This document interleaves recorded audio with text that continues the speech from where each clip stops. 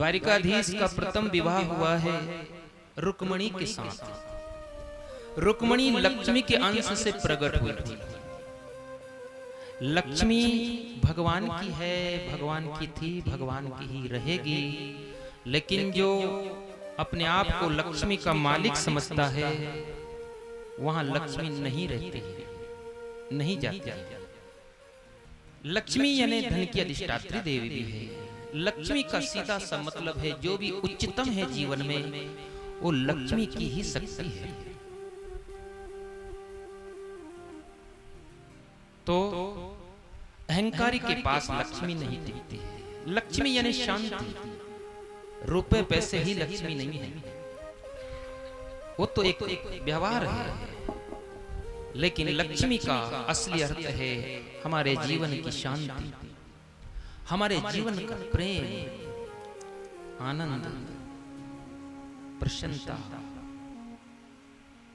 ये वहीं रहती है जहां भगवत प्रेम है। तो प्रथम विवाह लक्ष्मी का रुक्मणी के अंश से जो प्रकट हुई है, भगवान के साथ रुक्मणी के साथ विवाह हुआ, पहला विवाह।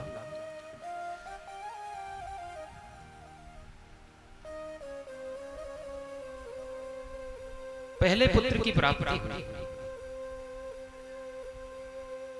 कामस्तु वासुदेवांसो दग्धा प्राग्र रुद्र मन्युनः देहोपपत्तये भूयः तमेव प्रतिपद्यत।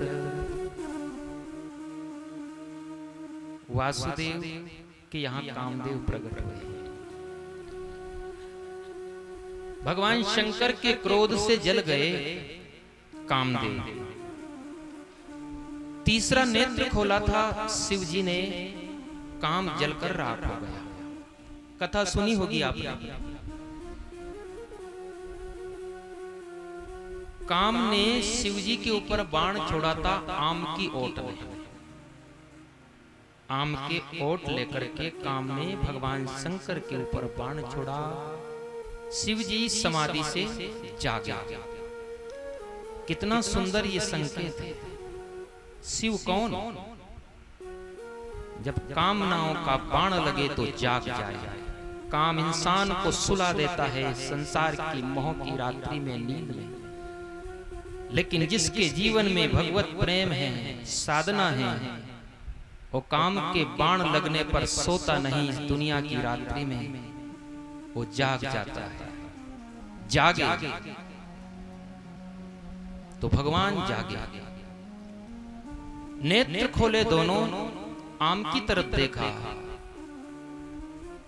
इस आम को तो मैं रोज देखता था, इस आम में ऐसा क्या खास है? काम आम की ओट में था और जब देखा कि काम आम की ओट में बैठ करके मेरे ऊपर आक्रमण कर रहा है, तब शिव तीसर नैन उघारा, चितवत काम भयों जरिछा। तीसरा नेत्र खोला भगवान शिव ने, काम जल करके राख हो गया। इसका भी बहुत सुंदर ये संदेश है हमारे लिए। काम जब बाण मारता है जिसकी भी ओंठ में, छुप करके वो आम ही होता है। आम यानी साधारण, वो कोई खास नहीं होता है, लेकिन हमारी कामना के कारण हमें वो बहुत खास लगता है।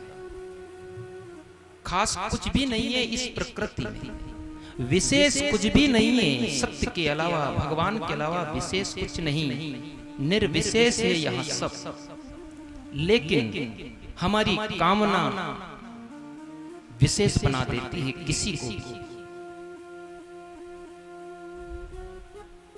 कोई व्यक्ति, कोई भी वस्तु अगर हमें बहुत विशेष लग रही है तो थोड़ा सा ध्यान देना। भोग की दृष्टि से अगर विशेष लग रही है कि इसके द्वारा मुझे सुख मिलेगा, आकर्षण हो रहा है, कोई वस्तु के प्रति भी आकर्षण हो रहा है कि ये मिल जाएगी वस्तु तो मुझे शांति मिलेगी, कामना की पूर्ति होगी, तो समझ लेना हम काम के बाण से, कामनाओं के बाण से घायल है।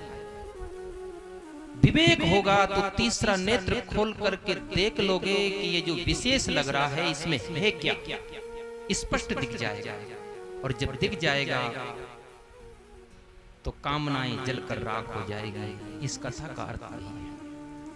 हम जीवन को स्पष्टता से देख नहीं सकते हैं, इसलिए हमें ये जगत बहुत विशेष लगता है। विशेष कुछ भी नहीं है, देखने की दृष्टि होना चाहिए। और मैं कहूं, सच मानिए, अगर हमारे पास सद्गुरु की कृपा से विवेक की दृष्टि है तो हम हर जगह देख लेंगे सच्चाई को।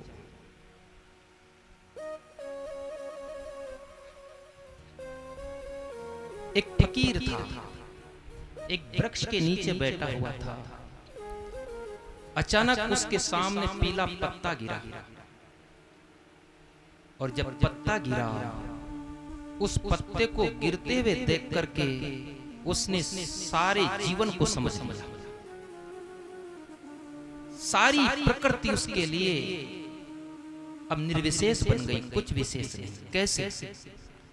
जब उसने पीले पत्ते को गिरते हुए देखा वृक्ष से, तो उसको बोध हो गया कि जैसे ये पत्ता गिरा है, एक दिन मैं भी ऐसे ही गिर जाऊंगा। यहाँ क्या विशेष है? पत्ते में और मुझ में कोई भेद है नहीं, ये भी प्रकृति का ही है एक अंश। ये शरीर जैसे, ऐसे ही ये पत्ते मेरे इस शरीर में कोई भेद नहीं। मैं भी ऐसे ही एक दिन गिर जाऊंगा, मिट्टी में मिल जाऊंगा, और वो बुद्धत्व को प्राप्त हो गए।